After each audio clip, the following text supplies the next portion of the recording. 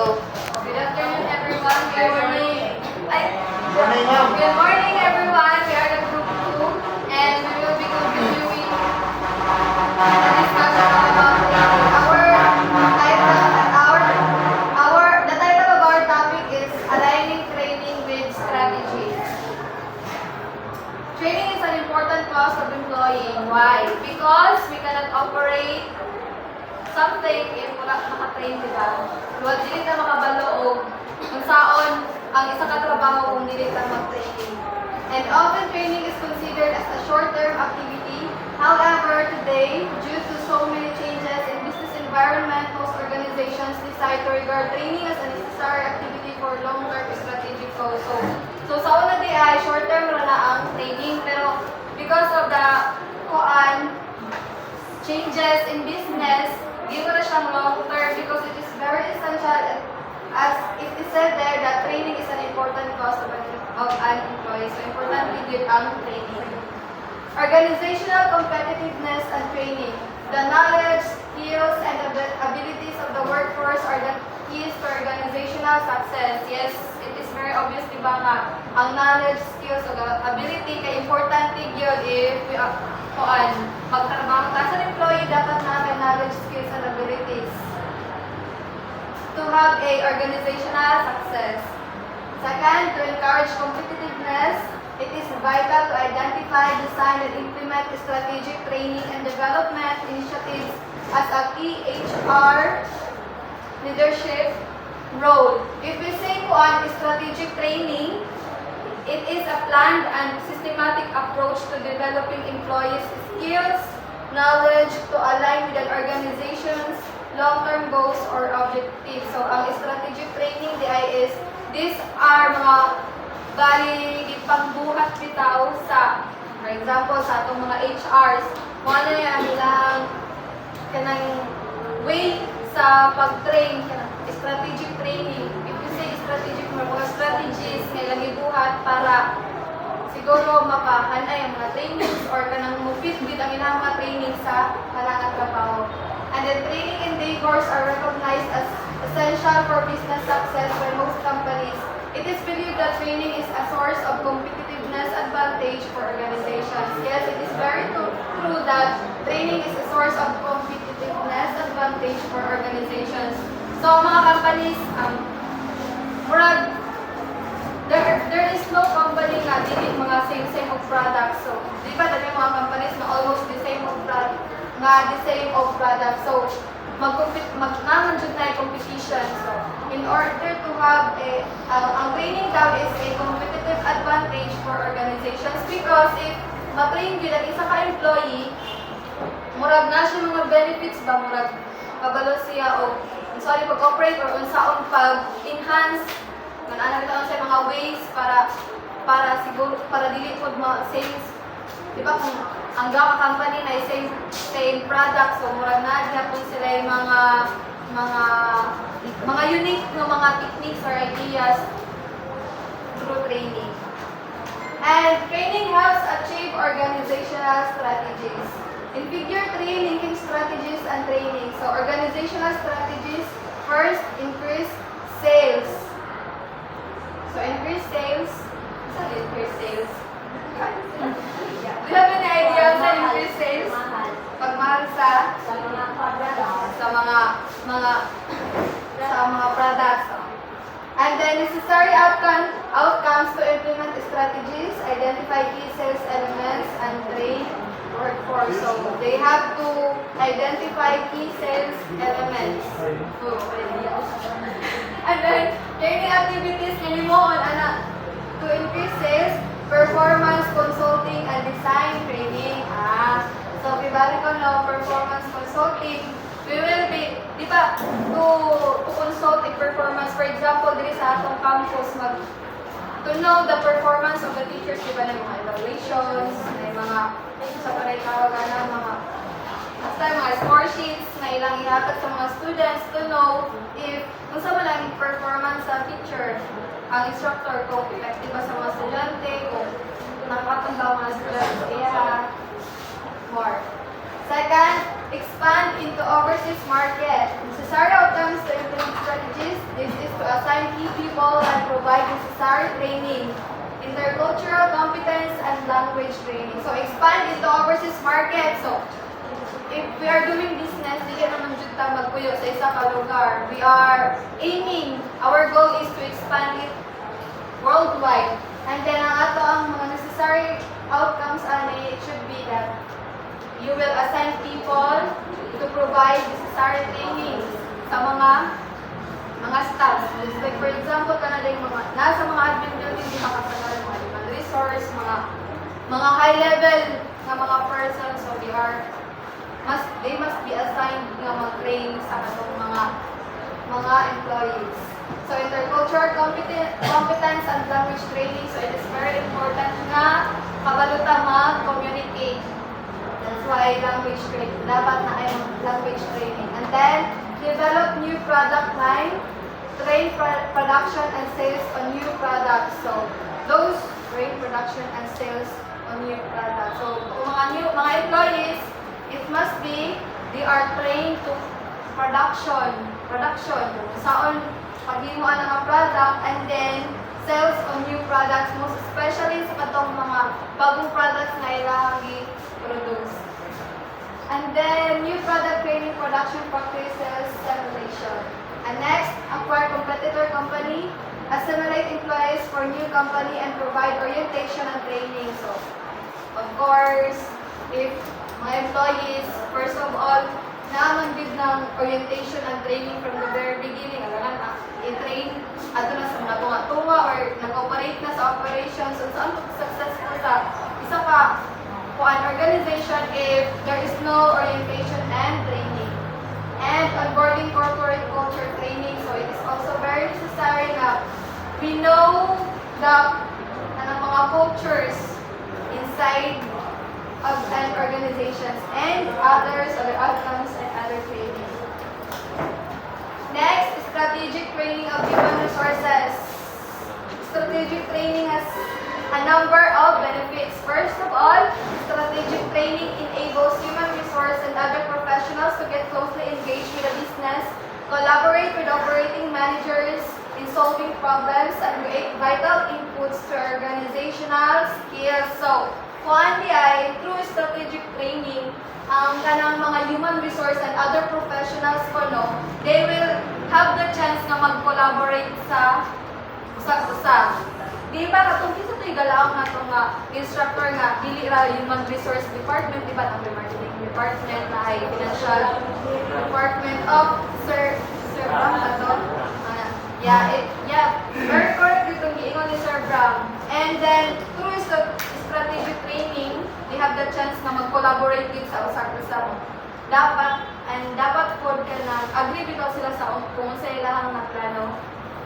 And second, strategic training mindset lessens the probability of viewing that only training can resolve workforce or organizational problems. So, simple training, through strategic training makalesen ko siya sa pamuna-muna sa tao nga, ang training ko okay, goods, all can resolve workforce mo, kung through training ko ma-resolve na ko ang mga problema sa isa ka organization, but it is not really true.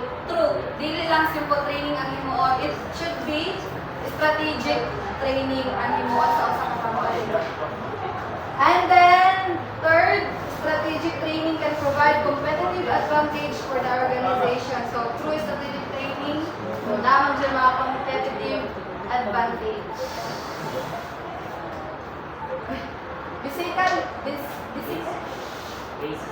Basically, a strategy entails a plan to get from an initial point to a particular goal or set of goals.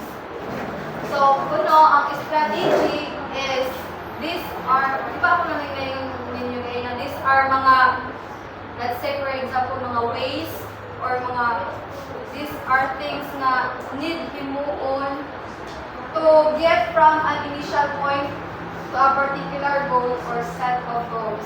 These strategies are the mga things na dapat mong buhaton para ma-reach nimo ang imong goals. And the strategic training plan would engage on expressing these intended results and chemistry of several related aspects, which are the following. First, obviously express express results. For a plan to be strategic, intended outcomes need to be spoken, determined, and supported. So it is very understandable na for a plan to be strategic daw, for example, intended outcomes need to be spoken. So, bali di ay if kanina training, if you do training, it should be those outcomes must be spoken or isulti mo sa kanang within the organization so that murag kanang napabitaw may mga improvement nga mahimo. If you say nga kani nga training mo uwang paninid pa nato ni kunan ka na so need na nimo istorya kay para ma-improve ka. And then guide principles before or soon after the process of articulating the desired outcomes. It can be helpful to define the guiding principles that reinforce the inherent values of the organization. Guide principles. Isa na idea ni. It can be helpful to define the guiding principles that reinforce the inherent values of the organization. Guide principles from the word guide and the principles. So,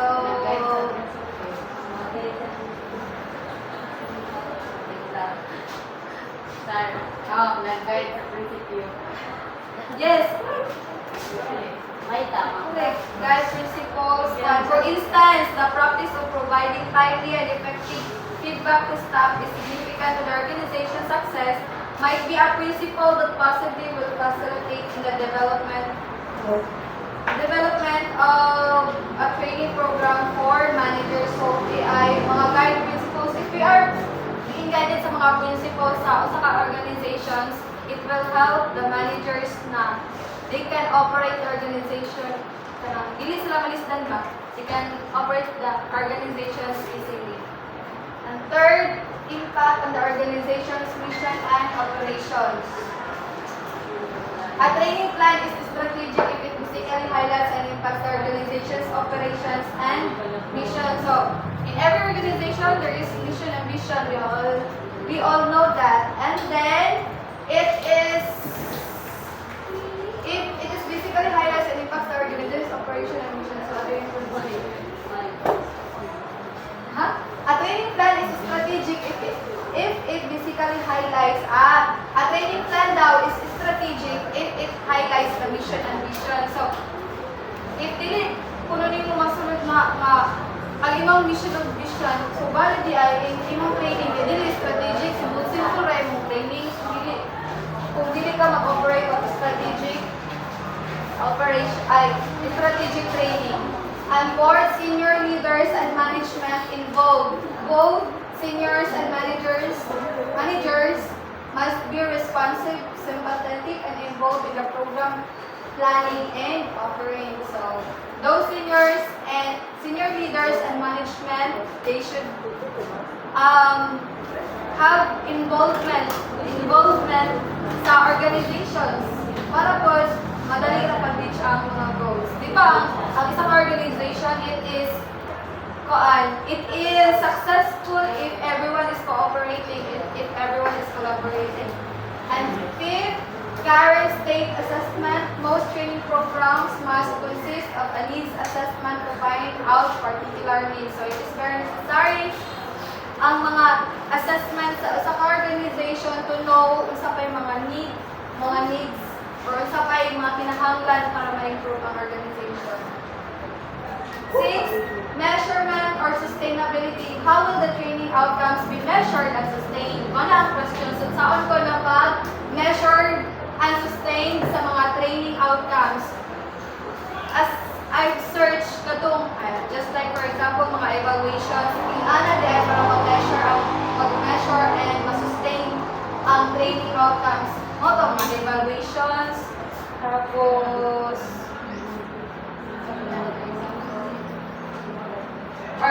ay katong mga evaluations, mga customers feedback, mo na yung mga ways ngayon mo ang buhaton to maintain and measure the training outcomes.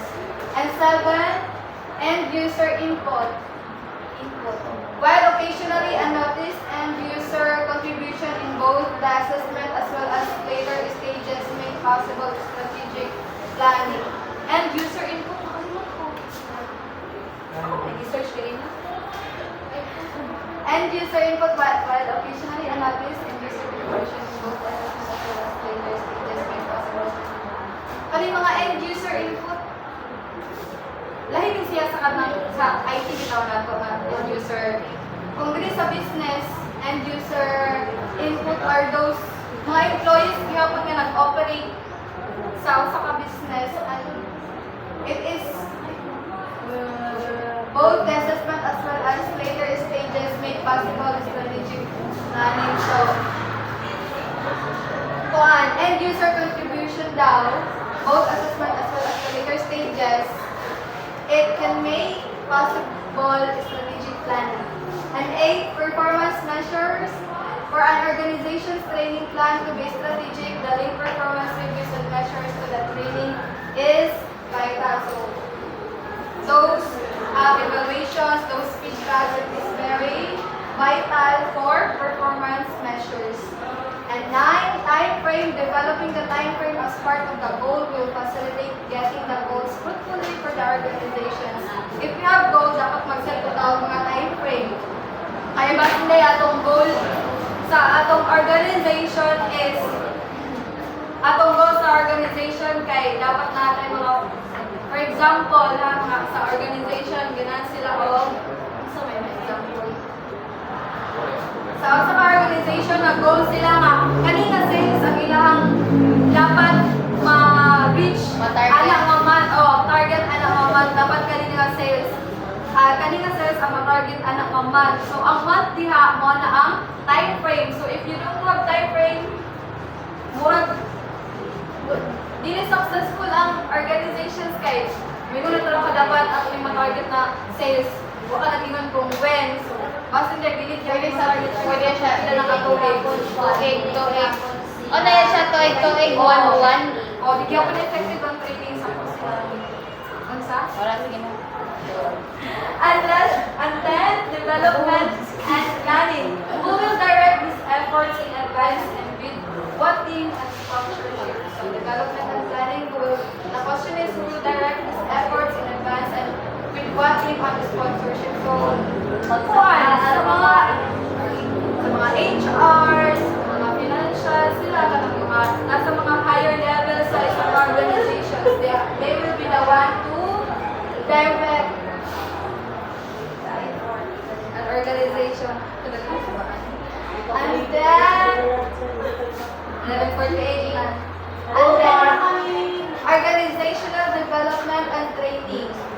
Organizational development or OD is the use of knowledge and technique from the behavioral sciences to examine an existing organizational structure and implement changes in order to improve overall effectiveness and health. So organizational development, do you understand the word? Organizational development, the use of knowledge and technique. So organizational development now is the use of knowledge and technique from the behavioral sciences. So if we are looking at the science aspect, ang organizational development now is nagamit of knowledge and technique. Sakto bitaw, no? We cannot sakto, kaya dili develop ang isa pa organization if wala knowledge and technique na pagahin. And the next, worldwide, managing change has become a very imperative commitment for organizations. As they say, changes is constant, is infinite.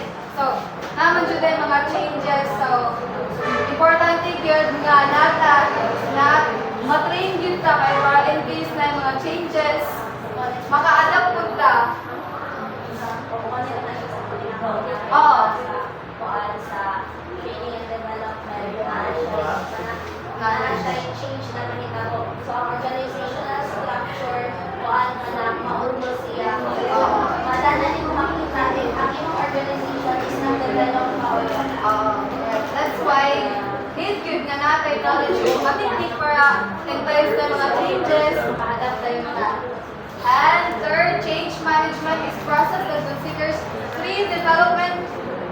phases which are first new beginning or first phase of change.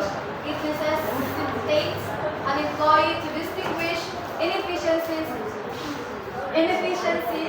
and depart from them. So from the change management, daw, if there are changes in the management, first phase kay, it is necessary ko nga you will distinguish those inefficiencies kay para kung mag-change, of course, kung mag-change na ang sa management, dili dito na to react kung sa mga dili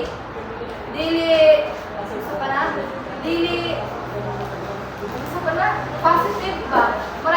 I mean, kanang mga, kung kasi mga sayo sa last na management, dili na madala sa second, Dili sa na balik. mga changes, that's, Kaya na, bali yung tulong mo. Oo.